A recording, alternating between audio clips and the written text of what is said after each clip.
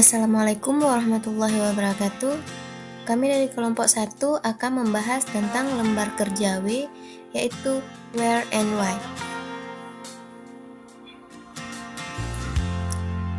Anggota kelompok 1 beranggotakan Cuk Sri Mulyani, Mirna Lisa, Tursina Akmalika. Pertanyaan pertama, apa tujuan pembelajaran Anda? Tujuan pembelajaran merupakan arah yang ingin dituju dari rangkaian aktivitas yang dilakukan dalam proses pembelajaran.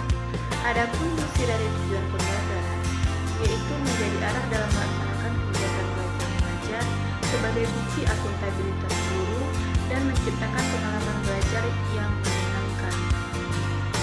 Cara menyusun tujuan pembelajaran yaitu tujuan pembelajaran disusun dengan menggunakan unsur ABCD atau audience, behavior, condition, dan degree. Pertanyaan yang kedua, bagaimana posisi kemampuan peserta didik dilihat dari tujuan pembelajaran?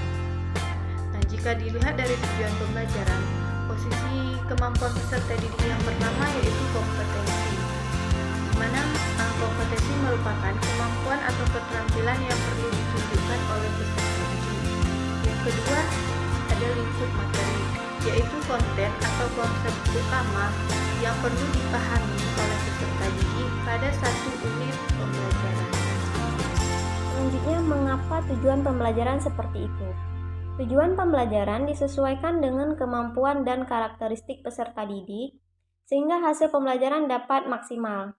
Tujuan pembelajaran diarahkan untuk dijadikan standar penilaian agar peserta didik mampu memahami materi yang sudah dijelaskan. Karena dengan tujuan pembelajaran dapat memberikan pengalaman belajar dengan menggunakan pendekatan understanding by design, sehingga peserta didik dapat mengalami proses pembelajaran baru dalam membantu peserta didik lebih aktif dalam proses pembelajaran dan memahami materi. Selanjutnya, tentukan unjuk kinerja dari 6 unjuk kinerja. Unjuk kinerja adalah bentuk penilaian yang meminta peserta didik untuk mendemonstrasikan dan mengaplikasikan pengetahuan, keterampilan, sikap ke dalam berbagai tugas dengan kriteria yang diinginkan. Berikut beberapa kegunaan teknik penilaian unjuk kinerja menurut Rianto. Yang pertama, mampu meramalkan kemampuan peserta didik dalam melaksanakan keterampilan tertentu sebagai alat untuk mendiagnosis kesulitan peserta didik dalam melaksanakan tugas. Yang kedua, sebagai kriteria untuk menilai kemajuan peserta didik, menilai keterampilan dari kualitas. Assalamualaikum warahmatullahi wabarakatuh. Perkenalkan, nama saya Tursina Akmalika. Di sini saya akan membahas pada poin kelima, yaitu apa kriteria yang akan dinilai untuk dipahami.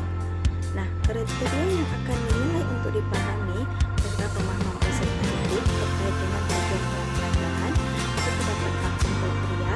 Yang pertama, indikator tuntas pada kriteria ketercapaian tujuan pembelajaran berbentuk deskripsi konkret mengenai keterampilan dan kompetisi yang perlu dikuasai oleh peserta didik sebagai bukti bahwa peserta didik telah mencapai tujuan pembelajaran.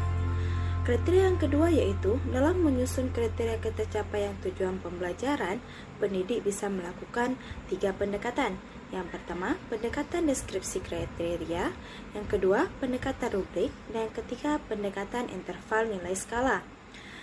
Poin ketiga yaitu atau kriteria ketiga, kriteria ketercapaian tujuan pembelajaran adalah alat bantu untuk memudahkan guru dalam mengukur ketercapaian tujuan pembelajaran. Yang keempat, tingkat kedalaman pemahaman konsep yang diperlihatkan oleh peserta didik.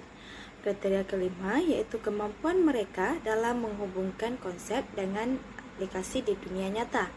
Kriteria keenam yaitu keterampilan berpikir kritis dan analitis dalam mengaplikasikan pengetahuan. Yang ketujuh, kemampuan peserta didik dalam mengkomunikasikan dan menjelaskan konsep-konsep tersebut kepada orang lain. Kriteria ke-8 dan yang terakhir yaitu kemampuan untuk memecahkan masalah dengan menggunakan konsep yang telah dipelajari. Sekian pemaparan dari saya, lebih dan kurang saya mohon maaf. Assalamualaikum warahmatullahi wabarakatuh.